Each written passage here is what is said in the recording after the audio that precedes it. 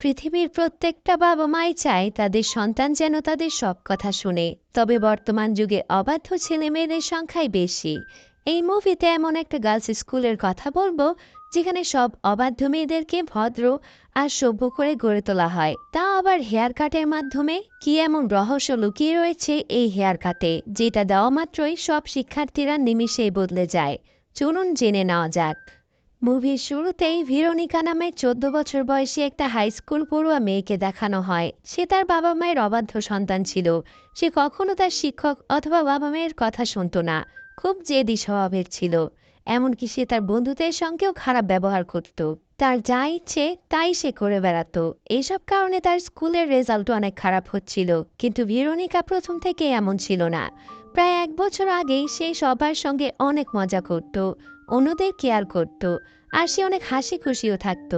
এমনকি সে তার ক্লাসের টপ স্টুডেন্টের মধ্যে একজন ছিল।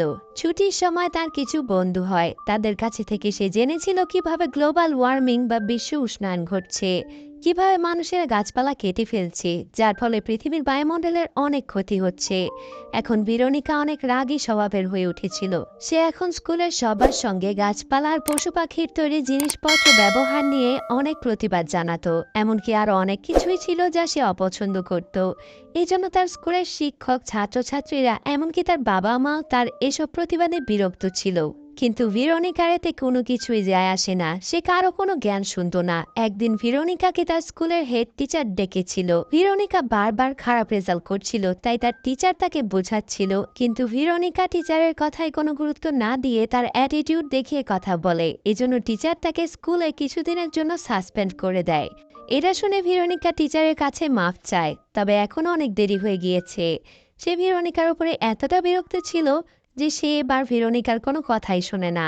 এরপরে ভেরোনিকা বাড়ি ফিরলে তাকে আরেক দফায় বকা শুনতে হয়। তার বাবা মা তাকে বলে সে গত ১ বছরে পুরোপুরি বদলে গিয়েছে। মনে হচ্ছে যেন কেউ একজন তাদের আসল মেয়েকে কিডন্যাপ করে নিয়ে গিয়েছে আর অন্য কাউকে তাদের মেয়ের জায়গায় রেখে গিয়েছে। কারণ ভেরোনিকা আগে তার বাবা মায়ের সঙ্গে খেলতো, তাদের সঙ্গে ঘুরতে যেত, অনেক মজা করত। কিন্তু এখন সে আর কিছুই করে না। মনে হচ্ছে যেন সে পুরোপুরি আলাদা একটা মানুষ। এজন্য ভেরোনিকার বাবা তাকে অন্য একটা স্কুলে ভর্তি করতে চায়। তবে এটা কোনো স্বাভাবিক স্কুল ছিল না। এই স্কুলে অবাধ্য, রাগী অথবা অন্য সাধারণ মেয়েদের থেকে আলাদা এমন মেয়েদেরকে ভর্তি করানো হয়। এখানে বিগড়ে যাওয়া মেয়েদেরকে বাধ্য হওয়া এবং ডিসিপ্লিন শেখানো হয়। আর এই গার্লস স্কুল অবাধ্য মেয়েদেরকে ঠিক করতে এক্সপার্ট ছিল। ভেরোনিকা এখানে যেতে চাইছিল না, কিন্তু তার বাবা মা কোনো কথাই শোনে না। পরদিন সকালে তার বাবা মা ভেরোনিকাকে নিয়ে মিস জেনেভিভসের স্কুলে যায়। স্কুলটি দেখতে একটা বিশাল রাজকীয় দুর্গের মতো ছিল। এই স্কুলের প্রিন্সিপাল আর অন্য কেউ নয়, বরং মিস জেনেভিভ ছিল। এই স্কুলের সব স্টুডেন্টদের হেয়ার কাট প্রায় একই রকম ছিল, আর তাদেরকে দেখে স্বাভাবিক মনে হচ্ছিল না। যাই হোক, মিস জেনেভিভ ভেরোনিকার বাবা মায়ের সঙ্গে দেখা করে, আর সে ভেরোনিকার বাবা মাকে আশ্বস্ত করে যে ভেরোনিকাকে তারা ডিসিপ্লিন আর খুবই ভদ্রতা শেখাবে। তাদের মেয়েকে আবারও আগের মতো করে মাত্র কয়েক মাস পরে বাড়িতে ফেরত পাঠানো হবে। সেটাও বলে গত ১০ বছরে হাজারেরও বেশি মেয়েদেরকে সে ঠিক করে তাদের বাড়ি পাঠিয়েছে। মেয়েরা যতই অবাধ্য বা রাগী হোক না কেন, মিস জেনেভিভ সব সময় তাদেরকে সোজানোর কোনো না কোনো উপায় খুঁজে বের করে। এখানে সব স্টুডেন্টদেরকে দেখে ভেরোনিকার মা তাকে জিজ্ঞাসা করে স্কুলের সব মেয়েদের হেয়ার কাট একই রকম কেন, আর সবার চুলে এমন ভাঁজ কেন দেওয়া। মিস জেনেভিভ জানায় তাদের হেয়ার কাট তাদের স্কুল ড্রেসের সঙ্গে মানানসইভাবে দেওয়া হয়েছে, যা সততা, সরলতা আর বাধ্য হবার বহিঃপ্রকাশ ঘটায়। মেয়েরা তাদের বদ অভ্যাস নিয়ে এখানে আসে, আর সে তাদেরকে এভাবেই শোধরানোর চেষ্টা করে। মিস জেনেভিভ ভেরোনিকার সঙ্গে তার রুমমেটের দেখা করায়। মেয়েটির নাম ছিল হেথার। হেথার ভেরোনিকার বাবা মাকে অনেক নম্রতার সঙ্গে অভিবাদন জানায়, যেটা দেখে তারা মুগ্ধ হয়ে যায়। হেথার মিসকে কানে কানে বলে ভেরোনিকা চুইংগাম চিবুচ্ছে, যেটা তাদের স্কুলের নিয়মকে ভঙ্গ করে। তাই মিস তাকে চুইংগামটি ফেলে দিতে বলে। তখন ভেরোনিকা তার স্বভাব অনুযায়ী চুইংগামটা বের করে পুলের সঙ্গে আটকিয়ে দেয়। কিছুক্ষণ পরে ভেরোনিকার বাবা মা চলে যায়, আর তাকে স্কুলের হোস্টেলে নিয়ে আসা হয়। রুমটা অনেক অন্ধকার ছিল, আর কেমন যেন গা ছমছমে পরিবেশ ছিল। ভেরোনিকা যখন তার কাপড় চোপড় গুছিয়ে রাখছিল, তখন হেথার তাকে সাহায্য করতে চায়, তবে ভেরোনিকা মানা করে দেয়। সে হেথারকে বলে এখন তো এখানে মিস নেই, এখন তুমি তোমার অভিনয় বন্ধ করতে পারো। তবে মেয়েটি তাকে অবাক করে দিয়ে বলে সে শুধু এখানে নিয়ম অনুযায়ী চলছে। যতক্ষণ তারা স্কুলের ভেতরে থাকবে ততক্ষণ স্কুলের সব নিয়ম তাদের মেনে চলতে হবে। তার এসব আজব কথায় বিরক্ত হয়ে ভেরোনিকা তার মিউজিক প্লেয়ারে গান বাজাতে শুরু করে। তখনই হেথার দ্রুত স্পিকার বন্ধ করে দিয়ে তাকে সাবধান করে যে এখানে মিউজিক বাজানো নিষেধ। যাবার আগে সে ভেরোনিকাকে জানায় মিস্টার ওয়েলচ খুব জলদি তার নতুন হেয়ার কাট করে দেবে, যে বিষয়টা খুবই রহস্যজনক মনে হয়। পরদিন ভোর 5টায় ভেরোনিকাকে হেথার ডেকে তোলে। এরপর সে ঘুম ঘুম অবস্থাতেই স্কুল ড্রেস পরে রেডি হয়ে ক্যান্টিনের দিকে যেতে থাকে। ক্যান্টিনে সব স্টুডেন্টরা বসে খাবার খাচ্ছিল আর গল্প করছিল, তবে এখানে কেউই স্বাভাবিক স্টুডেন্টদের মতো জোরে কথা বলছিল না বা হাসাহাসিও করছিল না। এমনকি তাদের মধ্যে কোনো রাগ, দুঃখ, জেদ এমনকি কোনো অনুভূতি ছিল না। মনে হচ্ছে যেন তারা সবাই রোবট। এদিকে ভেরোনিকা খাবার নেবার জন্য যখন যায়, সে দেখতে পায় এখানে সবাইকে শুধু সসেজ আর বেকন খেতে দেওয়া হচ্ছে। এর মানে এখন থেকে নিজের খাদ্যাভ্যাসও তাকে পরিবর্তন করতে হবে। এরপর যখন সে ক্লাস করছিল, তখন ইতিহাসের টিচার ডেভিড সব ছাত্রীদেরকে পড়াচ্ছিল অতীতে তারা তাদের পিতামাতার অবাধ্য হয়েছিল আর কেমন শাস্তি পেয়েছিল। মানে স্কুলের সব স্টুডেন্টদেরকে শুধু বাধ্য আর ভদ্র হবার জন্য মগজ ধোলাই করা হয়। ভেরোনিকার মনে হয় টিচার তাদেরকে ভুল শেখাচ্ছে, তাই সে ডেভিডের মুখের উপরে বলে বাচ্চাদের অধিকার আছে অভদ্র আর চঞ্চল হবার, কারণ এই বয়সে তাদের আচরণ এমনটাই হওয়া স্বাভাবিক। এটা শুনে পুরো ক্লাসের সবাই অবাক হয়ে যায়, কারণ এই প্রথম কেউ একজন তাদের শিক্ষকের মুখের উপরে জবাব দিয়েছে। কিন্তু ডেভিড তাদেরকে শান্ত করে আর অদ্ভুতভাবে বলে ভেরোনিকাও খুব জলদি ভদ্র হয়ে যাবে। ক্লাস শেষ করার আগে সে ভেরোনিকাকে জিজ্ঞাসা করে যে সে এখনো তার হেয়ার কাট কেন করায়নি। কিছুক্ষণ পরে ভেরোনিকা খেলার মাঠে ঘুরে বেড়াচ্ছিল। তখন মিস জেনেভিভ তাকে তার অফিসে ডাকে। যখন সে অফিসে যায়, তখন সে ওখানে মিস্টার ওয়েলচকে দেখে, যে স্কুলের সব মেয়েদের চুল কাটত। সে ভেরোনিকার জন্য অপেক্ষা করছিল। সে ভেরোনিকার মাথার মাপ নিতে থাকে, এমনকি তার বয়সও জিজ্ঞাসা করে। এমন কিছু জিজ্ঞাসা করে যেগুলো চুল কাটার জন্য জানার প্রয়োজন হয় না। সবকিছু জানার পরে মিস্টার ওয়েলচ জানায় সামনে বেশ কিছু দিন সে ব্যস্ত আছে। এরপর সে ভেরোনিকার হেয়ার কাট করবে। তবে মিস জেনেভিভ যখন তাকে রিকোয়েস্ট করে, তখন সে নিজের একটা অ্যাপয়েন্টমেন্ট ক্যান্সেল করতে রাজি হয়, আর সেই দিন সে ভেরোনিকার হেয়ার কাট করবে। এসব দেখে ভেরোনিকা বুঝতে পারে এই স্কুলে নিশ্চয়ই কিছু তো সমস্যা আছে। এরপর মধ্যরাতে যখন তার রুমমেট ঘুমিয়েছিল, তখন সে নিজের ব্যাগপত্র গুছিয়ে স্কুল থেকে পালানোর চেষ্টা করে। যখন সে মেইন গেটের দিকে পৌঁছায়, তখন তার সঙ্গে ক্লেয়ারের দেখা হয়। সে ভেরোনিকাকে যেতে বাধা দেয়, কারণ এখানে থেকে পালানো এত সহজ নয়। এখানে পুরো স্কুলের চারিদিকে বৈদ্যুতিক তার দিয়ে ঘেরা রয়েছে, এমনকি রাস্তাতেও সব সময় গার্ড পাহারা দেয়। এখানে তারা দুজন পরিচিত হয়, আর ক্লেয়ার তাকে নিজের রুমে নিয়ে যায়। এখানে সে ভেরোনিকাকে দুইটা মেয়ে স্কেচ দেখায়, যারা এর আগে স্কুল থেকে পালানোর চেষ্টা করেছিল, তবে তারা ধরা পড়ে যায়। তারা গার্ডদের উপরে কড়া নজর রেখেছিল, এরপরেও তারা দুজন পালাতে পারেনি।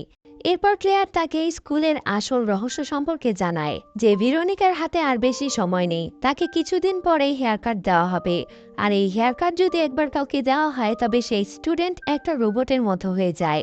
এসব শুনে ভেরোনিকা খুবই কনফিউশনে পড়ে যায়, তাই ক্লেয়ার তাকে সব কিছু দেখানোর জন্য নিয়ে যায়।